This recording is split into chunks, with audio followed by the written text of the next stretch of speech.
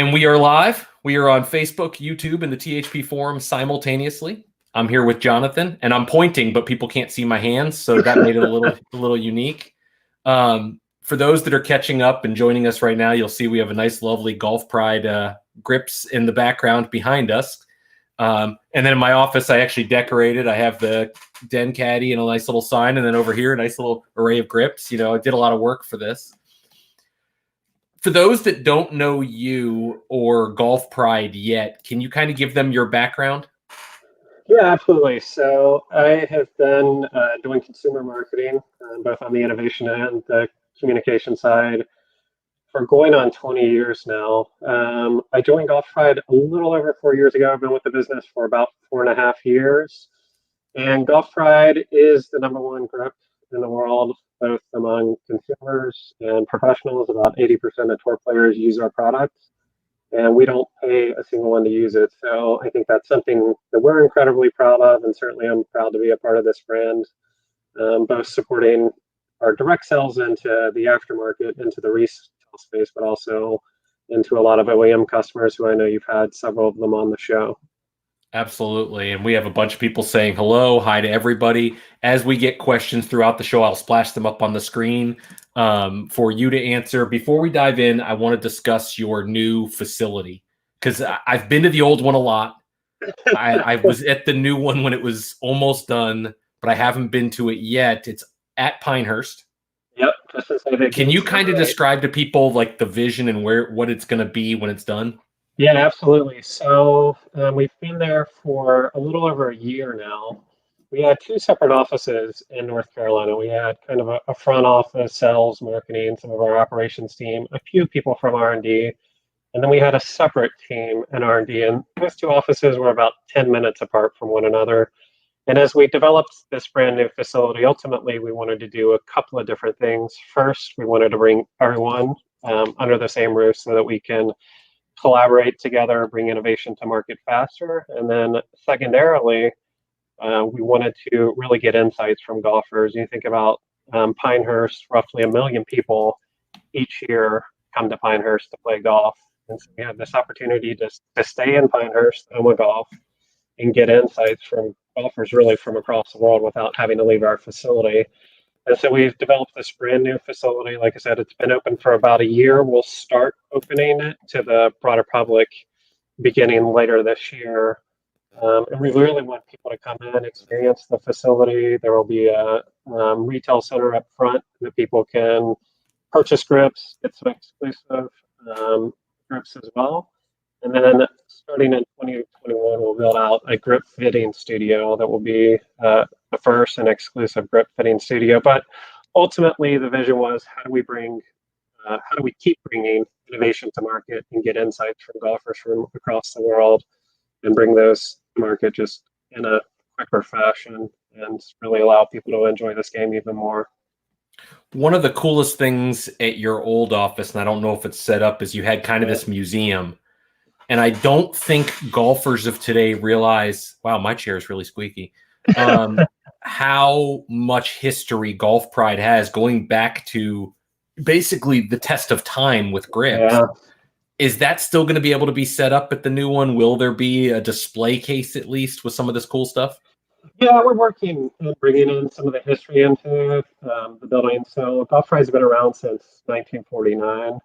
We developed the first rubber slip-on grip, which today is somewhat taken for granted, but not one of these.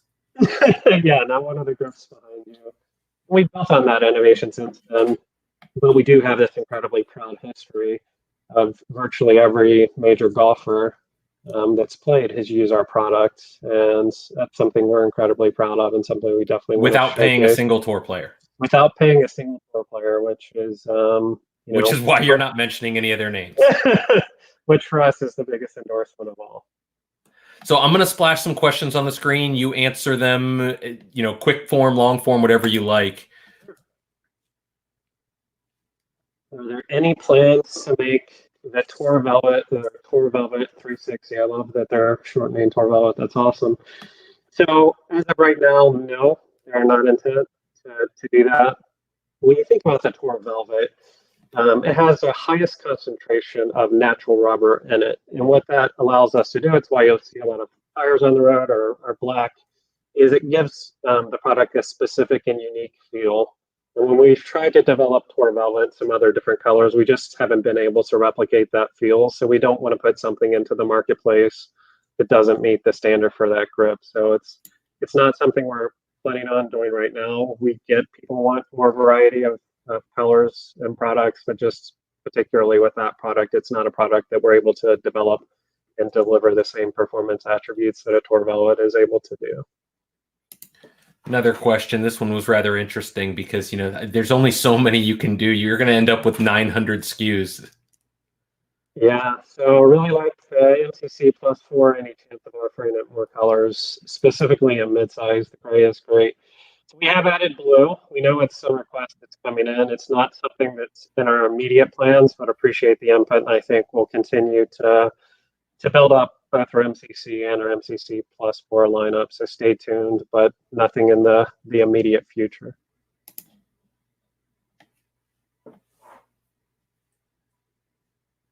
A ton of feedback. So the question is, when you design a new grip, how much of the thought behind it comes from Tour?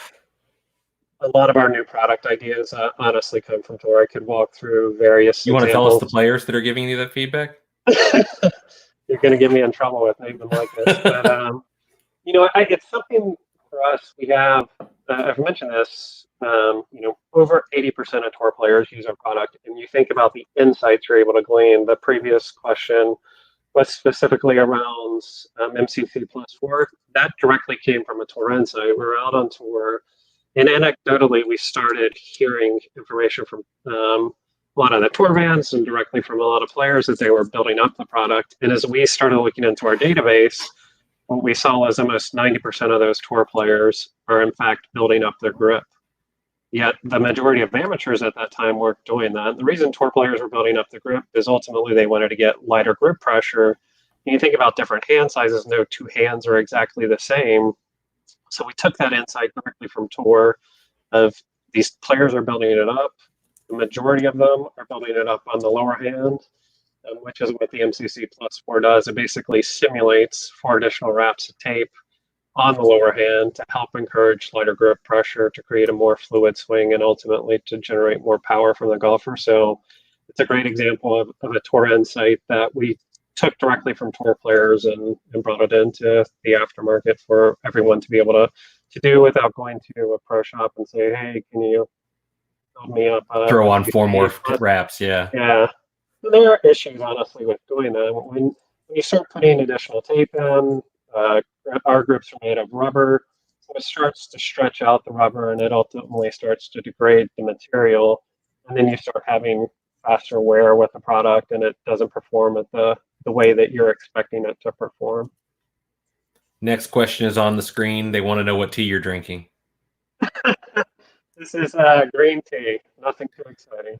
You could have said I have a nice craft beer here. This string is for no other reason other than show. Yeah. Out of the Align series, which model has been the most popular? MCC Plus 4 Align has definitely been the most popular model. MCC and MCC Plus 4 are most popular models in general, and Plus 4 specifically in the Align series has been the most played among amateurs. I would say a Tour player, you probably see a little bit more Tour Velvet Align, but among everyday golfers, MCC Plus 4 Align. With this one, I think I can answer it and say it's still Tour Velvet, correct? It is still Tour Velvet. Yeah, absolutely. I think we're starting to see that shift. So if you look at out on the PGA Tour, roughly half of the players, just under a half, are using Tour Velvet. Another huge percentage are using MCC. But you're starting to see that shift. You go to collegiate ranks, we have an even higher percentage. So about 94% of those players in the NCAAs are using our products, and you'll see a higher percentage of them actually using MCC. So as those players start to get to the tour level, you're starting to see a little bit of a shift from Tour Velvet into MCC. So we're definitely starting to see that trend, and I think it will only inherently continue. I can also tell you another trend that I see is when you go to those tournaments or you look at counts of those tournaments, there's even more than 80% using Golf Pride. Yeah, I think the official number last year was around 85, but we haven't changed our tagline. We'll keep it at No, 85. you can't because I have that sign and I don't want to have to That's right. replace it. That's right. This is an interesting question because I don't know the answer, and I'm not sure if I'm putting you on the spot. We haven't gone over any of these because they come Yeah. in live. What is the history of it? So the history of the tour app, if you think about the traditional grips were made out of leather, and then the way that they were put on is they were in essence wrapped around a shaft and almost bonded to the shaft. So if you wanted to change your grip after playing, good luck. I mean, you're basically in essence replacing your club. And when we developed the first rubber slip-on grip, it wasn't a wrap style grip. Throughout the years, we did hear feedback from players saying, "Hey, I kind of love that kind of wrap that goes around the grip that a old leather grip used to have." It ultimately was to address that need of being able to have the performance attributes that rubber delivers, but provide a simulated feel that felt more similar to leather. Obviously, the majority of golfers that are playing now have never played a leather grip, but that grip has continued to do well, and we've continued to enhance and modify the grip throughout the years. Wow, that's pretty cool. One more question, and then we're going to go to a little speed round I have, and then we'll come back to the questions. All right, so Matt's saying, excuse me if It's this was definitely asked. to you, not to me. They don't care what I have to say. I'm actually curious what you're playing with these days. I'm playing with MCP plus Core Lines. I am playing micro suede, and you will have to take them out of my cold dead hands Nice. to get them off because they are my favorite grips ever. Wow. My delicate female-like hands like the soft feel, but they're not real torquey, so I kind of like that. So we got a couple questions that we ask just about everybody that when they come on. First, what is the best fast food breakfast? You know, I live in the South, so I've got to go with a Southern staple, which is Bojangles. A Yes, see, I was going to Bojangles tell you biscuit. there's a right answer. A steak biscuit and a chicken biscuit from Bojangles are solid. Yeah. You're a craft beer guy. What's the go-to craft beer right now? Ooh, there's a beer. I live just outside of Charlotte, so there's a beer out of Charlotte from a brewery called Noda, called Hop Drop and Roll, and that's my go-to. Okay. More devastating for you personally, not Golf Pride, you personally, loss of going into the office or no basketball? Ooh, For those that don't know, Jonathan's a basketball guy. I am a massive. You know, we've tried to simulate as much as you can of interacting with people, but I miss the people at Golf Ride. Just being able to Even interact Bruce? with He's not watching. We can say it. Even Bruce, yeah, he's out this week, so he's probably not tuning in. But even Bruce, and you know, just I think that's one of the special things when you do get to come to our office is just the camaraderie and the team spirit, and everyone loves coming into work. And I think that's one thing that initially attracted me to coming to Golf Ride, and also like something that's kept me there. But I do miss March Madness. I definitely was loving the Jordan special that was on the other night. Yeah, that was pretty good. Yeah, so I miss both, but I have to lean towards going into Golf Ride. If you live in the South, food is good in the South. If you have to Yeah. design the perfect burger, what is Ooh. on it? Oh man, the perfect burger. So I lived And in if you don't say cheese, there's a California for problem. a little while. So I kind of go with like a California burger. Throw some avocado, some cheese, obviously. That's probably my staple. Mushroom Swiss burger is pretty solid as well. That is pretty good. When we're talking about grips, I've always said that it's probably the most underthought and overthought because the Yeah. underthought aspect of everybody chooses based on color or they pick it up in one of these little things in stores, which can only do so much, you know. Yeah. Overthought in which everybody, I sweat too much or I don't sweat too much or, you know, I need wraps because they're soft or I don't want blisters. What is the one thing that you hear about in grips that you think, man, I wish people would pay more attention to this? I think the biggest thing, and we hit on this a little bit from tour players, but it's size. I mean, and you hit on, you know, the size of your hands and the size of people's hands. But, you know, So when you size go in, matters is what you're saying. when you go in to get fit for a club, we see some people get fit for the grip, but many people don't. Now, when Mhm. you're going in specifically to buy a grip, more people will get fit with a grip at that point, obviously. And we'll see those numbers creep up to nearly 60% of people are playing with a non-standard size grip. And so I think that's something for people when they're specifically going in to think about grips, they'll think about size. But when they're going and thinking about clubs, when it's ultimately the only connection you have to the club, spend that extra 5 to 10 minutes, get fit for the right grip, both from a size as well as a technology standpoint. When you talk about grip technology, and I've had this battle with Bruce forever, and he's one of the most technical grip people. I always say a day Yeah, off of grips for Bruce is changing his grips.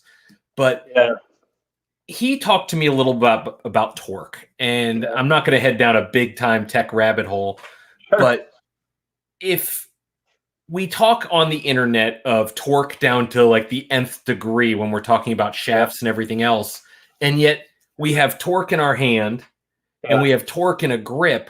Why yeah. is that never discussed?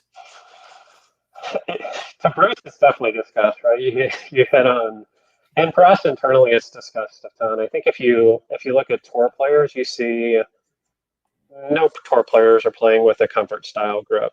And the reason is they're generating such high swing speeds, the grip literally will start moving in their hands. So they're typically playing with a firmer grip that is going to do two things. One, it's going to allow the grip to remain stable in your hand, but secondarily, it's going to give you more acute feedback.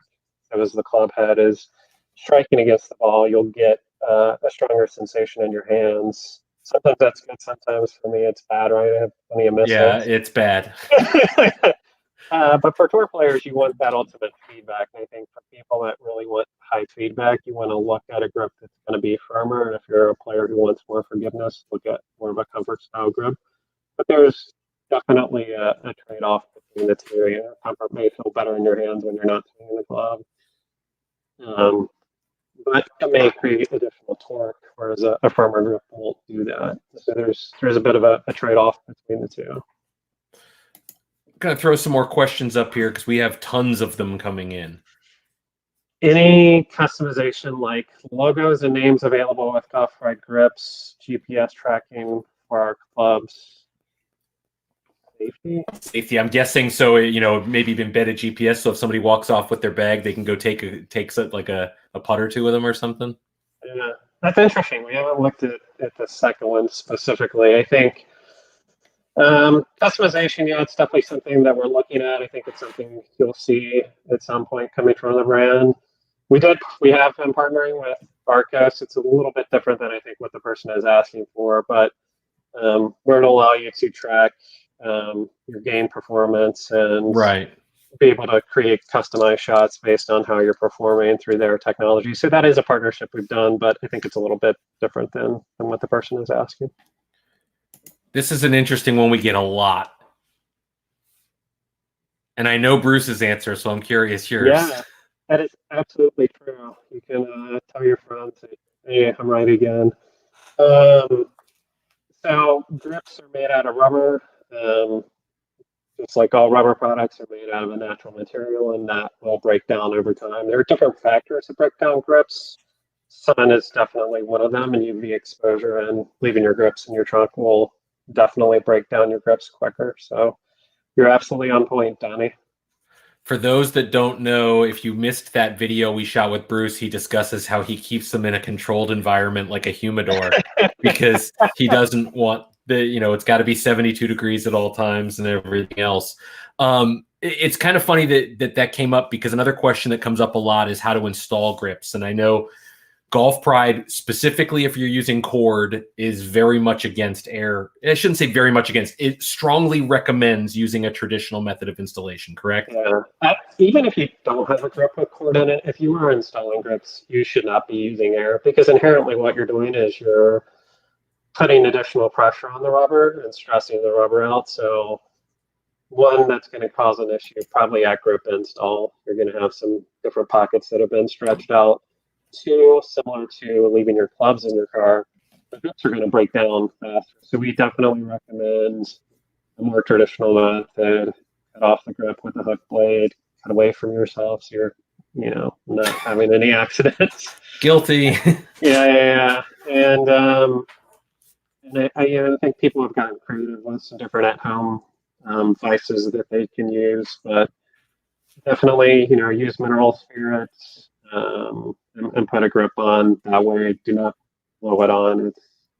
You're going So to for all inherently those that have follow that issues. are THP forum members, when that question comes up, and it will weekly, you have your answer now straight from the source.